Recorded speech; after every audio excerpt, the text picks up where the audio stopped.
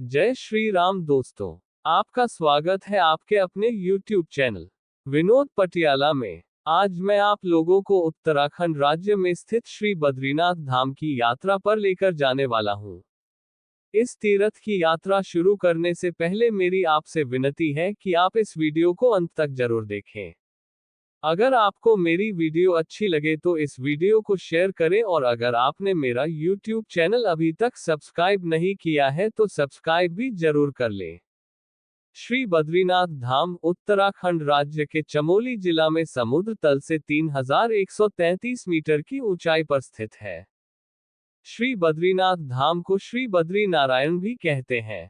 इस धाम को चारों धामों में प्रथम और प्रमुख धाम कहते हैं। इस धाम की गणना उत्तराखंड के 4 धाम तथा पंचबदी में भी की जाती है। ये धाम भगवान विष्णु का धाम है। इस धाम को शास्त्रों और पुराणों में दूसरा वैकुंठ कहा जाता है।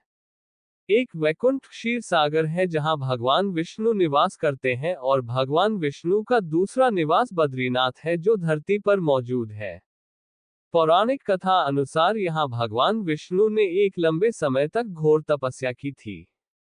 श्री बद्रीनाथ धाम जाने के लिए निकटतम रेलवे स्टेशन हरिद्वार तथा ऋषिकेश है। हरिद्वार से श्री बद्रीनाथ धाम लगभग 325 किलोमीटर की दूरी पर है। हरिद्वार से श्री बद्रीनाथ की यात्रा के रास्ते में ऋषिकेश, देवप्रयाग, रुद्रप्रयाग, कर्णप्रयाग, नंदप्रयाग, चमोली, ज्योतिर्मठ, विष्णुप्रयाग, पांडुकेश्वर नामक स्थल आते हैं।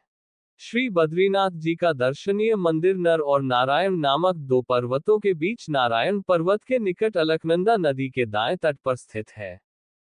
श्री बद्रीनाथ धाम पहुंचकर अलकनंदा में स्नान करना अत्यंत कठिन है।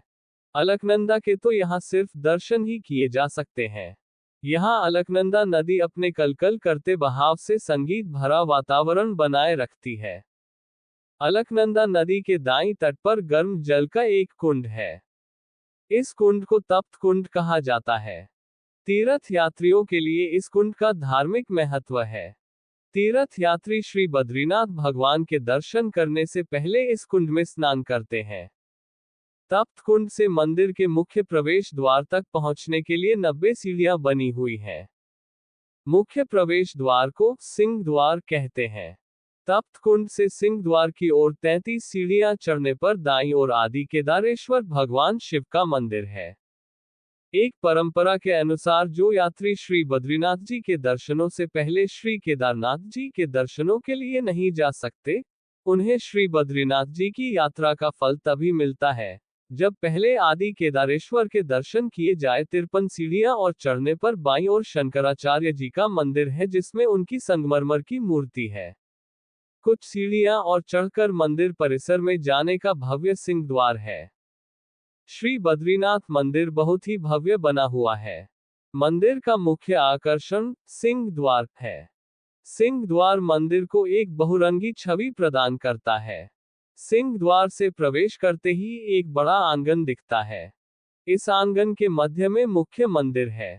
मुख्य मंदिर गर्भगृह में श्री बद्रीनाथ जी की बैठी हुई मूर्ति स्वर्ण और बहुमूल्य रत्नों के अलंकार से विभूषित शोभा देती है।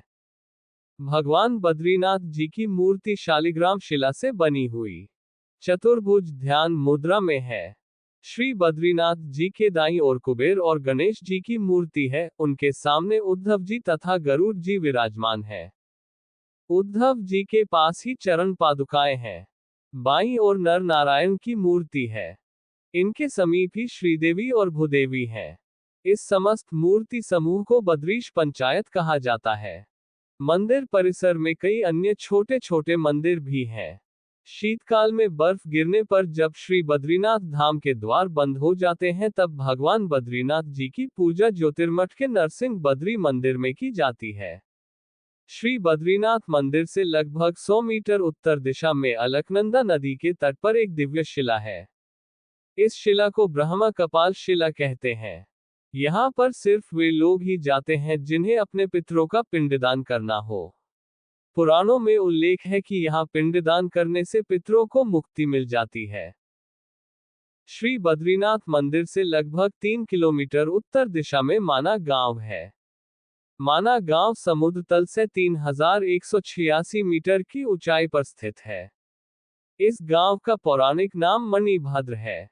इस गांव का नाता महाभारत काल से जुड़ा हुआ है। मान्यतानुसार इसी गांव से होते हुए पांडव स्वर्ग गए थे। माना गांव के मध्य में घंटाकर्ण का दर्शनीय मंदिर है। भगवान घंटाकर्ण को बद्रीनाथ क्षेत्र का क्षेत्रपाल माना जाता है। बद्रीनाथ मंदिर में उनकी धड़ विहीन मूर्ति है। माना गांव के उत्तर दिशा की ओर घंटाकर्ण मंदिर से थोड़ी दूरी पर ही गणेश गुफा है। इसी स्थान पर श्री व्यास जी के कहने पर श्री गणेश जी ने महाभारत तथा 18 पुराणों को लिपिबद्ध किया था। गुफारूपी इस मंदिर में भगवान शिव, पार्वती और गणेश जी की प्राचीन दुर्लभ मूर्तियां हैं। गणेश गुफा से थोड़ा ऊपर जाकर व्यास गुफा है। इसी गुफा में बैठकर श्री वेद व्यास जी ने वेद को 4 भागों में विभाजित किया था तथा 17 पुराणों को लिखा था। महाभारत को लिखने के लिए श्री गणेश जी को आह्वान किया था। इसके बाद भी आत्म संतुष्टि न होने के कारण अंत में इसी स्थान पर 18वां पुराण श्रीमद् भागवत महापुराण की रचना की थी। गुफा के अंदर वेद व्यास जी की एक छोटी और एक बड़ी मूर्ति के अतिरिक्त विष्णु मूर्ति, व्यास पुत्र श्री सुखदेव जी, वल्लभाचार्य जी की मूर्तियां भी विराजमान है। व्यास गुफा से थोड़ी दूरी पर सरस्वती नदी का उद्गम स्थल है। सरस्वती नदी बेशक शेष भारत से लुप्त हो चुकी है, लेकिन आपको माना गांव में आज भी इसके दर्शन हो जाएंगे। यहाँ गांव के आखिरी छोर पर चट्टानों के बीच से एक झरना भीषण गर्जना के साथ गिरता दिखाई देता है। इसे सरस्वती नदी का उद्गम स्थल माना जाता है। सरस्वती नदी अपने उद्गम से कुछ दूर जाते ही अलकनंदा नदी में विलीन हो जाती है।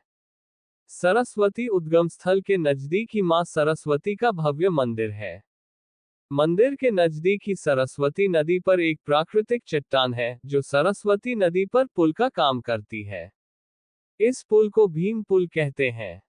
माता मूर्ति मंदिर अलकनंदा और सरस्वती के झूले वाले पुल को पार करने के बाद स्थित है। यहाँ पर हर वर्ष भादों के महीने की 52 द्वादशी को नर और नारायण के अपनी माता को मिलने की खुशी में भारी मेला लगता। वीडियो देखने के लिए आपका बहुत बहुत धन्यवाद।